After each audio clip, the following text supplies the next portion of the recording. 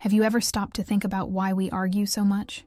Nietzsche suggested that the obsession with debate might be the biggest sign of weakness there is. Shocking, isn't it? After all, we live in a world where arguing seems to be the pinnacle of intelligence.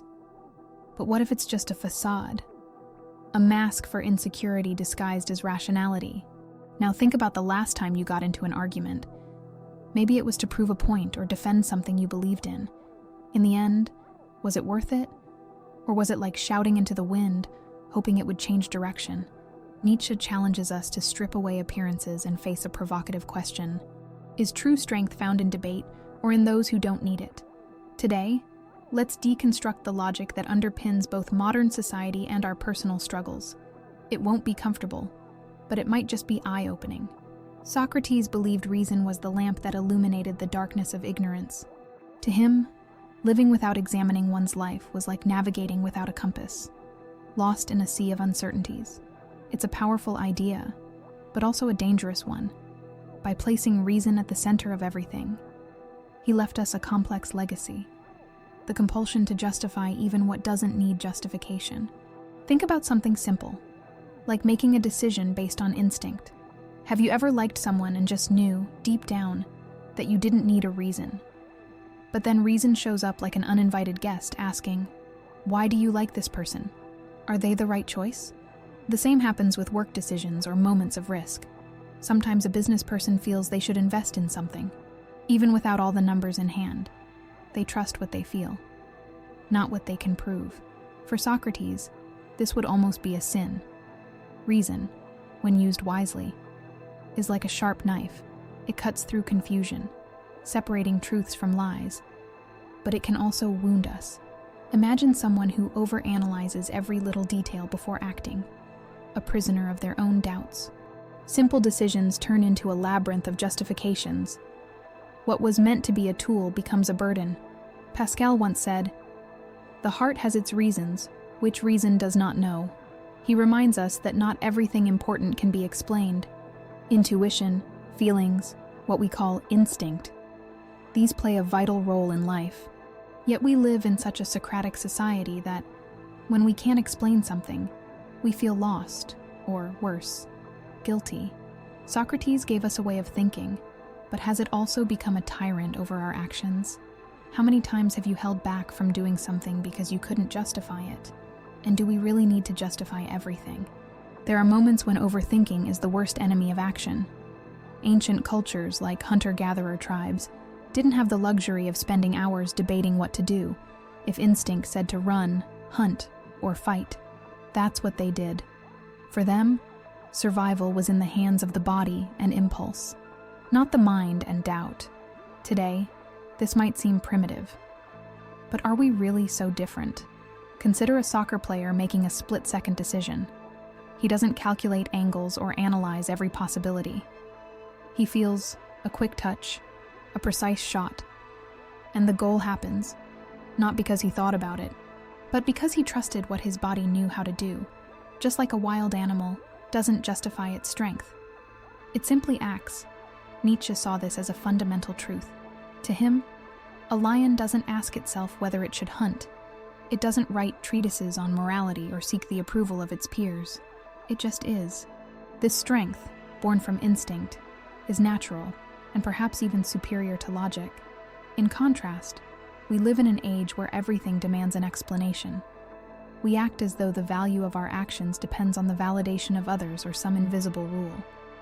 But what if some of our best decisions come from what we can't explain? Think back to a time when you felt the right path to take. Maybe it was during a job interview, in a relationship, or even in a moment of danger. Instinct spoke louder, and you acted before you thought, and it worked out. Not everything that matters can be explained. Not everything explained matters. This phrase captures the dilemma well. In our quest to justify every step, we lose touch with something more visceral, more pure, our intuition. The power of instinct doesn't ask for permission. It simply exists, ready to be used. The real question is, are we ready to trust what we feel without the need to justify every choice? Some people believe debate is a way to showcase intelligence and strength, but Nietzsche saw it differently. For him, Debate was often the weapon of the resentful, a way to compensate for a lack of power with sharp words, used not to build, but to attack.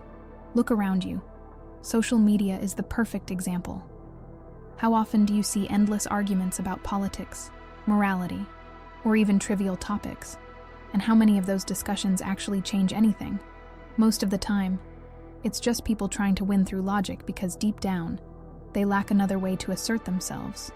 Resentment reveals itself in these moments as an invisible fuel.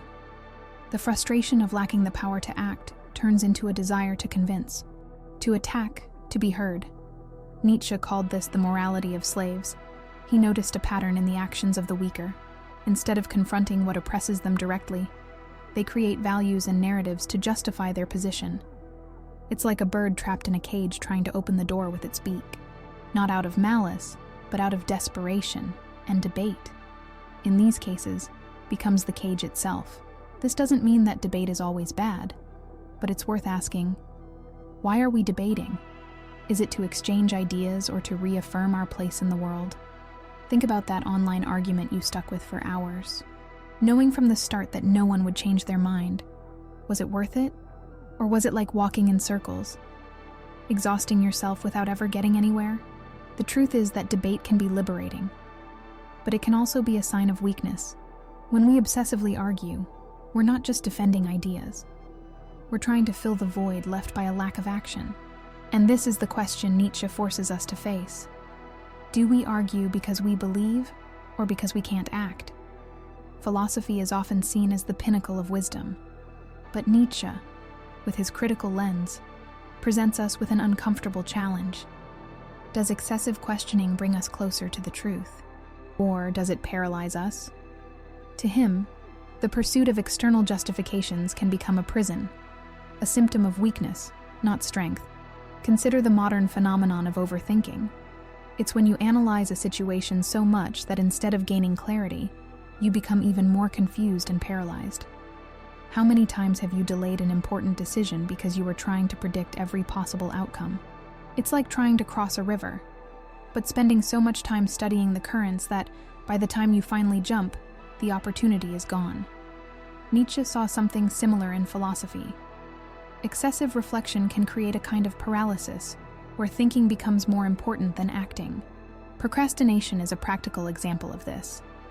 You have an important task, but instead of starting, you spend hours crafting the perfect plan, searching for the best approach, or waiting for the ideal moment. In the end, nothing happens. While you think, the world around you keeps moving. Schopenhauer, whom Nietzsche admired and critiqued, offers an interesting counterpoint. For Schopenhauer, the will was the driving force of life, but also the source of all suffering. The difference is that Nietzsche rejected resignation. He believed in action, in overcoming endless questioning. While you're wondering if you should act, the world has already changed. This phrase captures the urgency of his critique. This doesn't mean Nietzsche dismissed philosophical thought. On the contrary, he saw value in reflection, but only when it led to real transformation. For him, wisdom should be a tool, not an excuse to avoid life. So, what does this mean for us? Perhaps it's time to ask, are we thinking to live or living to think? Because in the end, the philosophy that matters is the one that pushes us forward, not the one that keeps us stuck in inertia. The Ubermensch, or overman, is one of Nietzsche's most challenging concepts. It's not just a figure of physical strength, but someone who transcends the limitations imposed by inherited values. The Ubermensch doesn't seek external justifications. He creates his own values and lives with a confidence that comes from within. Picture a tree growing alone in a vast field. It has no shade to protect it, but it also has no competitors for its light. Its roots grow deep because it relies solely on itself. This is the essence of the Ubermensch, being self-sufficient and finding strength in one's instinct without needing validation or support. Today, the Ubermensch appears in many forms. Think of entrepreneurs who create groundbreaking businesses, or artists who take bold risks with unconventional work. These individuals challenge the status quo and aren't afraid to fail, because their actions don't depend on anyone's approval. They represent a return to instinctive confidence. that strength that can't be explained but is deeply felt. However, living as an Ubermensch isn't easy. It takes courage to abandon the values we inherit from society, traditions, or even the people who raised us. It's always easier to follow a well-trodden path than to carve out new ones. Nietzsche's question remains: are we willing to face this creative solitude? The Ubermensch, therefore, is a metaphor for humanity's potential to live beyond conventions. He doesn't ask if he's right or wrong. He decides. The compass guiding him is one he creates himself, pointing to a direction only he understands. But in today's world, can we truly free ourselves from the need to justify our actions and create our own values? Or are we still seeking approval in everything we do? Philosophy, at its core, should help us understand the world. Yet at some point, it began dictating rules on how to live. Nietzsche believed this shift occurred when abstract ideas were turned into universal truths, locking natural instincts into rigid ethical dilemmas. The result? A morality that makes us doubt even what should be simplest, acting in alignment with our nature. Think about an impulsive decision that turned out to be the best choice. Maybe you accepted an unexpected invitation that changed your life, or made a quick decision during a crisis, despite the positive outcome. How often did you feel a pang of guilt or ask yourself, was that the right thing to do? That's where modern morality, shaped by philosophy, becomes a burden. It teaches us to distrust our instincts, treating them as something to be corrected rather than relied upon. Nietzsche saw Christianity as one of the primary drivers of this transformation. By elevating sacrifice and the denial of desires, he believed Christian morality shaped a worldview where even the most spontaneous actions needed justification. Eating, loving, fighting, deciding, everything became subject to analysis under the lens of a correct moral code. But has this made us happier, or just more insecure? Consider how modern ethical dilemmas affect us. We feel guilty for spending money on things that bring us joy, for saying no to something we don't want, or even for prioritizing ourselves in situations that demand sacrifice. It's as if natural, instinctive life has been hijacked by an invisible tribunal that evaluates our every move. Modern morality makes us doubt what should come naturally. This phrase sums up Nietzsche's critique. Instead of living as we are, we create versions of ourselves that fit external standards. But what do we truly gain from this? Perhaps it's time to ask, are we living according to our instincts, or just following the rules we were taught? The idea of justice is often presented as something noble, universal, and impartial, but Nietzsche saw it differently. For him, justice is often just a creation of the powerful to maintain control, or the weak to limit those who are strong. It's rarely neutral. The famous Melian dialogue, described by Thucydides, illustrates this idea well. During the war between Athens and Sparta, the Athenians confronted the small island of Melos. Demanding its submission, the people of Melos appealed to justice. But the Athenians were blunt. The strong do what they can, and the weak suffer what they must. This phrase reveals an uncomfortable truth. In practice, justice is often dictated by those with power. Now bring this into the present. Think about decisions made by major powers in international conflicts. Who defines what's just in armed disputes or economic disagreements? Most often, it's those with the greatest military power or political influence.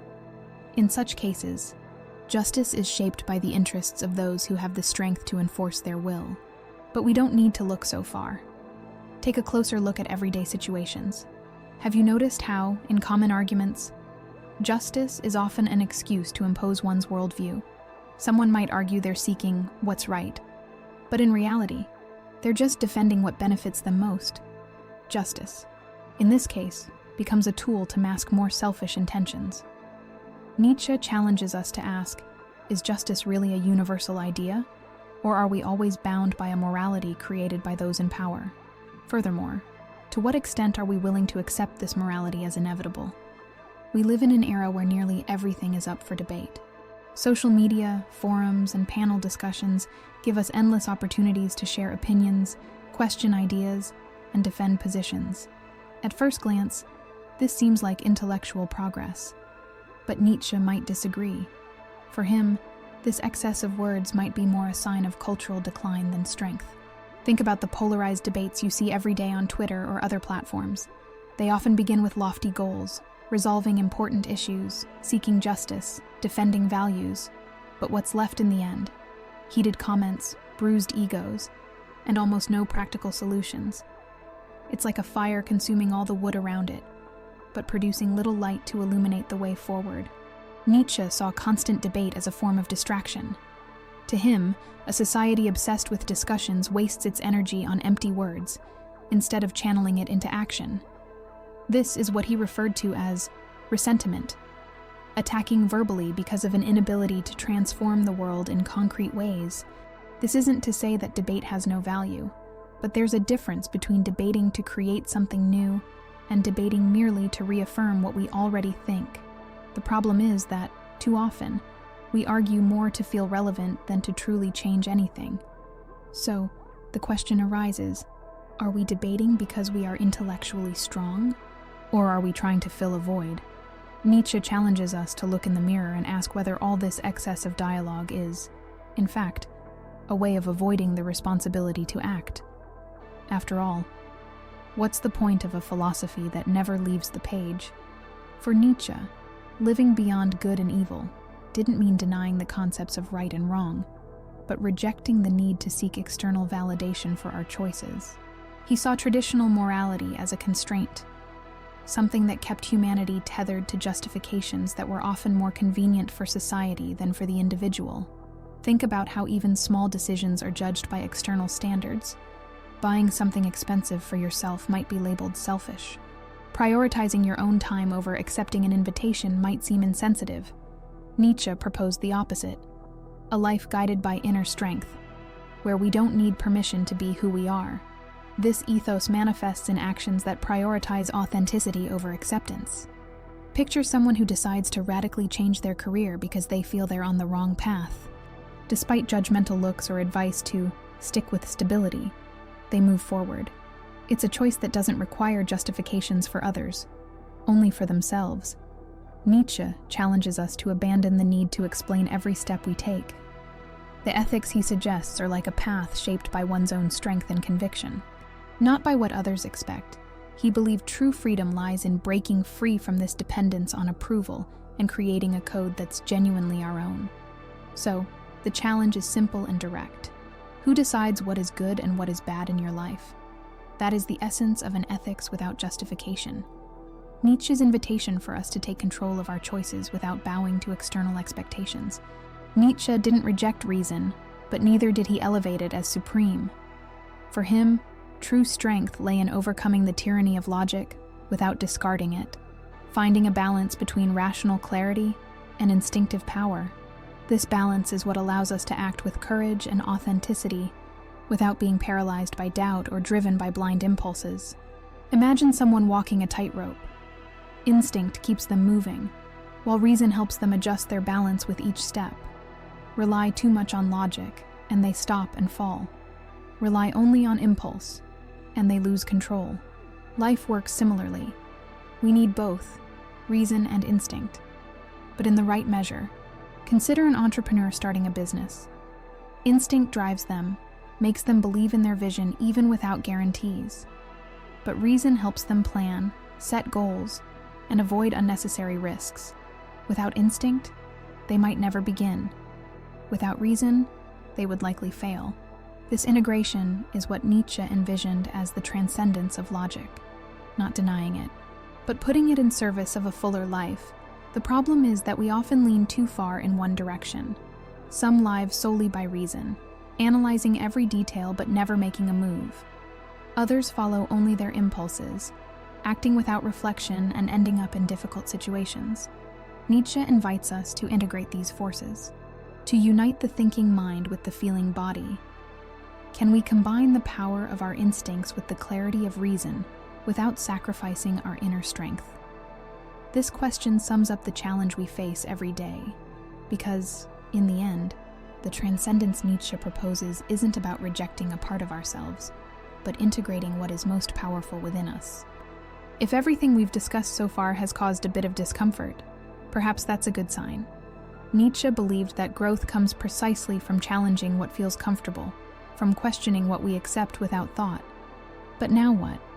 Where do these reflections lead us? Think about the last time you made a decision without explaining it to anyone, not even to yourself.